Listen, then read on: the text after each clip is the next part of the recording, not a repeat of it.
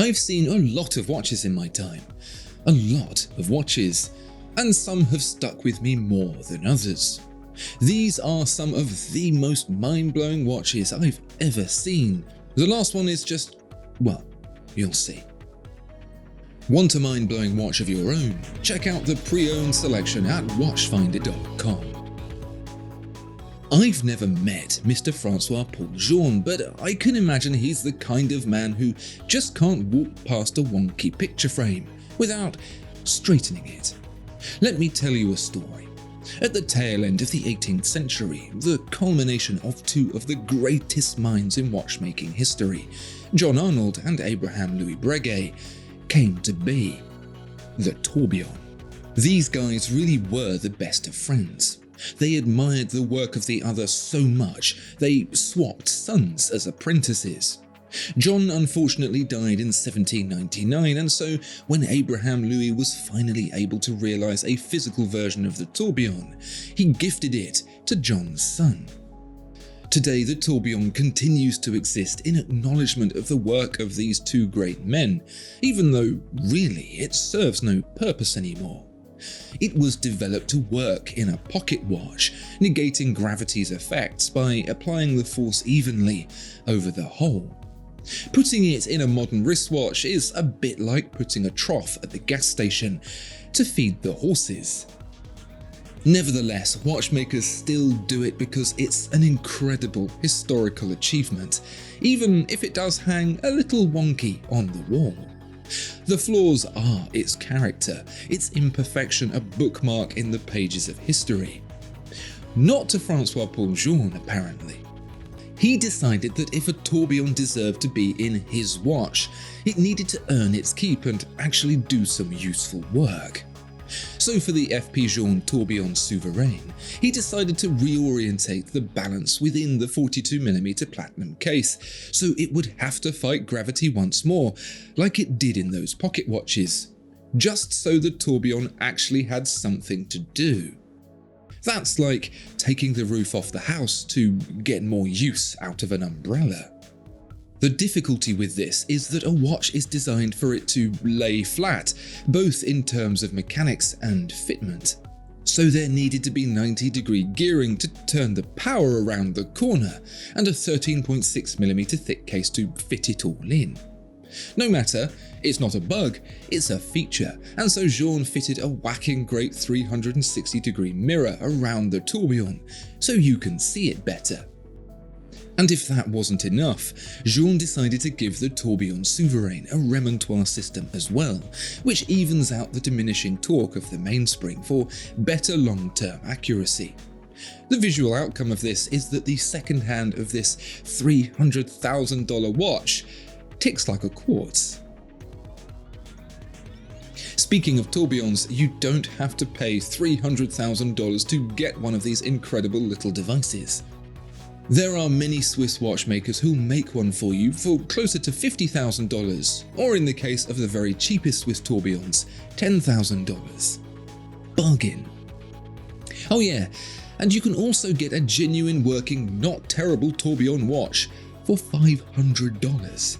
Tag Heuer will barely sell you a quartz for that, and I'm talking about a proper manual wind mechanical tourbillon for the price of a PlayStation. What makes a tourbillon such a revered thing to have in a watch? Because it's as complicated as my relationship with my dad. A mechanical escapement is already a mind-meltingly confusing thing, and then the tourbillon picks the whole lot up and spins it round and around like it's no big deal. It's like spinning a basketball on your finger and then you start spinning as well. At best, you'll fall over and hurt yourself. At worst, you'll create a singularity and end the universe as we know it.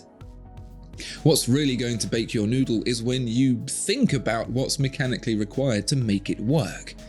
I'm sure you understand the principle of how one gear that's spinning makes another gear spin. What I want you to think about is, if that second gear is sat on a platform that's already spinning, how does that first gear still do its thing? I can't figure it out, but the Chinese can, it turns out, because that's where this Sugess tourbillon comes from. It's got a Chinese Seagull ST8230 caliber inside, and that's the thing we're all here for. I can't emphasize this enough. This is a genuine tourbillon movement that works reliably for just $500. Mark my words, this is just the beginning of the watchmaking we're going to see from China. The record for the thinnest watch in the world is currently held by the Richard Mille UP01 Ferrari at just 1.75mm thick. That superseded the Bulgari Octo Finissimo Ultra by 0.05mm. Two unbelievable achievements, but naturally compromised by their pursuit of ultimate thinness. That leaves the Piaget Altiplano Ultimate Concept at a comparatively porky 2mm thick, still the thinnest watch in the world that's really still a normal watch. What do I mean by that? Well, with the Bulgari, the crown is split into two for winding and setting, and are on their sides rather than in a typical crown orientation. The hour and minute hands too are separated onto different dials to fit them both in. And then the Richard Mille is like the Jackson Pollock of watchmaking. By comparison, the Piaget has a normal crown-ish. It's flattened to fit it within the case, but it still winds like you'd expect, even if Piaget supplies you with a little tool to help you. A normal pair of hands on a normal, if smaller dial, and it doesn't look like someone tried to force their watch into a credit card reader. Bonus. It was no easy feat to achieve such a thing. There was some pretty clever thinking required. For instance, a watch movement is usually built separately and loaded into the rear, steady on, and sealed in with the case bag. Not here. The case and case bag are one single piece, a monoblock of ultra-tough cobalt alloy that's unbendable and basically ruined all of Piaget's machines trying to make it. It's also got the fitment for the movement parts already in it, so it becomes the main plate of the movement as well to save space. So all that is loaded into the front and then sealed in with the crystal. Smart. At least they thought it was smart until the watch started running way too fast. It was fine without the crystal, and went haywire with. They figured out the balance was running so close to the crystal it was generating a static charge and binding the spring together. They hadn't thought of it because it was a problem never experienced before in hundreds of years of watchmaking. A nice little anti-static coating on the inside of the crystal, and they were good to go. I'm not sure what blows my mind most about the Corum Bubble Magical 3D Skull. Is it the sapphire crystal so heavily domed it can be seen from space? How about the three-dimensional skull sitting beneath said crystal, peering out with an oddly worried expression? Maybe it's the name, Bubble Magical 3D Skull, that leaves me feeling in utter awe. Or perhaps it's that people wearing suits working at a Swiss watchmaker looked at this and agreed to make it. Perhaps it's not as mad as all that. Maybe it wears a lot smaller in real life. Nope. This watch is 52mm across. There are smaller U-boats. I mean the watches and the submarines. It is just so damn big. So that means the crystal sits so high it grazes low-flying aircraft. I'm honestly surprised it doesn't focus the sun and burn a hole through your arm. And how about that skull? Now, it's not the first time a skull's been seen in a wristwatch, but it is the first that's been rendered as a topographical map. Despite being almost the same size as an actual human skull, it looks like it was printed on the world's first 3D printer. The resolution is so poor it makes early YouTube look like IMAX. This effect is no further improved by the massive magnification properties of the monster crystal. I'm still trying to work out if that's a positive or a negative.